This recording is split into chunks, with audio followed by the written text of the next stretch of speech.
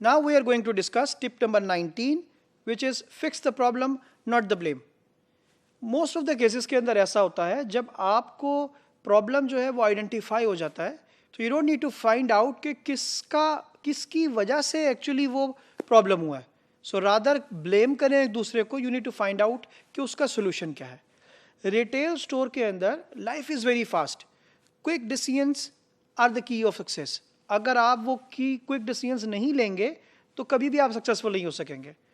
और वो तभी मुमकिन होगा जब प्रॉब्लम को मालूम होते ही, प्रॉब्लम का पता लगते ही immediately you will go out for immediate solution, rather than कि आप ये ढूंढना शुरू कर दें कि किसकी वजह से ये प्रॉब्लम हुआ, क्यों ये प्रॉब्लम हुआ, किसको ब्लेम देना है. तो one of the main tips इस पॉइंट के अंदर ये है कि आपने you need to sort out the problem immediately, उसके ऊपर वर्कआउट करना है, रादर देन फाइंडिंग आउट कि ये क्यों हुआ और किसकी वजह से हुआ.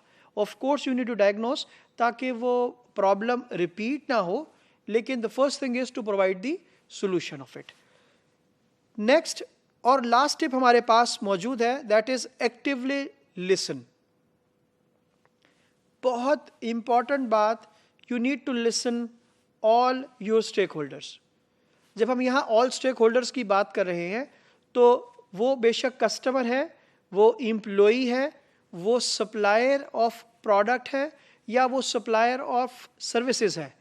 तमाम लोग जो कि किसी भी तरीके से आपके इदारे के साथ, आपके रिटेल स्टोर के साथ कनेक्टेड हैं, वो तमाम लोगों को you need to actively listen, because everyone will give you feedback about how to improve. जब इस तरीके से सिनेरियो होगा, आप सब लोगों को सुन रहे होंगे, of course you will be able to make very good results, very good decisions out of it. जब आप ऐसा करेंगे, रिजल्ट्स अच्छे आएंगे, रेवेन्यू इंक्रीज होंगे, कस्टमर हैप्पी होगा और बिजनेस की प्रॉफिटेबिलिटी अल्टीमेटली इंक्रीज होगी. सो आपको क्या करना है, तमाम पॉइंट्स को इवेल्युएट करना है. कैसे कर सकेंगे, जब आप लोगों को सुनेंगे. सो इवेल्युएट करेंगे, जहाँ पर एडजस्टमेंट्स की ज़रूरत होगी वहाँ एडजस्टमेंट करेंगे, जहाँ पर इम्प्रूवमेंट की ज़रूरत होगी वहाँ पर इम्प्रूव करेंगे, जहाँ पर मेंटेन करने की ज़रूरत होगी वहाँ पर मेंटेन करेंगे, और इसी तरीके से हम एक अच्छा रिटेल स्टोर इन्वायरमेंट जो है वो क्रिएट कर सकेंगे. ज़्यादातर केसेस के अंदर जब हम देखते हैं तो ऐसा होता है कि कस्टमर का फीडबैक तो लिया जाता है. Let's take one example. आप एक स्टोर के ऊपर गए, आपने कस्टमर फीडबैक फॉर्म फिल किया, लेकिन कितनी दफ़ा ऐसा हुआ कि आपको उस पर्टिकुलर रिटेल स्टोर से दोबारा कॉल आई आपके फीडबैक के ऊपर कि आपने सर फीडबैक दिया था, आपने कंप्लेन की थी इस पर्टिकुलर चीज़ के बारे में, या आपने को फीडबैक दिया था इस पर्टिकुलर चीज़ को इम्प्रूव करने के लिए, thank you for the suggestion, और we are sending you some souvenir, और we are sending you some gift. ऐसा कभी आपने ऑब्जर्व किया? अगर मैं इंटरनेशनल पर्सपेक्टिव में देखता हूँ, सो बहुत इंपॉर्टेंट है फीडबैक की बात, बेशक वो डॉक्यूमेंटेड हो, बेशक वो अनडॉक्यूमेंटेड हो. If you have given a feedback, तो एक्चुअली एक रिटेलर के लिए ये एक बिल्कुल लाइफ लाइन है. क्योंकि अगर एक कस्टमर अनहैप्पी है और वो आपको कोई बात बताए बगैर चला गया आपके पास से, which means you have lost a customer and you don't know the reason. And if you don't know the reason, you can not solve the problem because you don't know the problem. तो इस case के अंदर बड़ा important है उस customer की feedback को लेना, उस कस्टमर के फीडबैक के ऊपर उसको दोबारा फीडबैक देना, उसके प्रॉब्लम को सॉल्व करना. एग्जाम्पल, एक रिटेल स्टोर के अंदर आप गए, आपको वहाँ आपने कोई प्रोडक्ट बाय किया और उसकी प्राइस आपको ओवरचार्ज हो गई. आपने उसकी कंप्लेन प्रॉपर्ली की उसके लाइन मैनेजर को.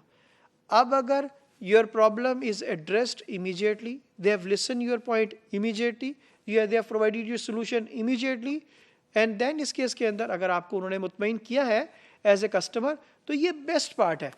लेकिन अगर वो आपको मुतमईन नहीं कर सके हैं और they have lot of excuses for you कि सर ये हमारे से मिस्टेक हो गई थी, we can not solve that problem for you, या सर ये हमारे डोमेन में नहीं आता, और व्हाटएवर इट इज़, या मेरी रिस्पॉन्सिबिलिटी में नहीं है, या जो मैनेजर इंचार्ज है जो ये काम कर सकता है वो ड्यूटी में मौजूद नहीं है. So whatever is the excuse, customer will not take any excuse. So as a retailer, आपके लिए बहुत इंपॉर्टेंट बात है कस्टमर को सुने, बेशक वो फीडबैक फॉर्म के थ्रू हो, बेशक वो 1-on-1 कस्टमर फीडबैक हो. उस फीडबैक के ऊपर you need to evaluate yourself. आपने देखना है कहाँ कहाँ आपने करेक्शंस करनी है, उन करेक्शंस को करें. उन करेक्शंस को, उन पॉइंट्स को इम्प्रूव करें और देन कोशिश करें कि मेक श्योर करें कि ये चीज़ें, ये मिस्टेक्स दोबारा किसी तरीके से ना हो।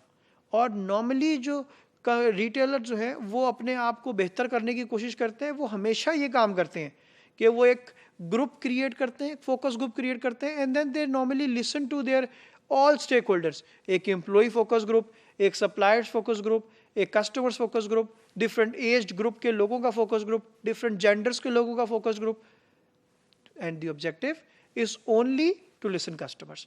अगर आप कस्टमर्स को प्रॉपर तरीके से सुनेंगे, अगर आप एम्प्लॉयज़ को प्रॉपर तरीके से सुन रहे हैं, अगर आप अपने सप्लायर्स को प्रॉपर तरीके से सुन रहे हैं, ultimately as a retailer there is very less chance that you will fall. और अगर ऐसा नहीं, अगर ऐसा है कि you are taking care of everyone, for sure you will be able to have very good business long run के अंदर, कस्टमर के साथ relationship, very good relationship on top, और ultimately it will give you more profitable business at the end of the day.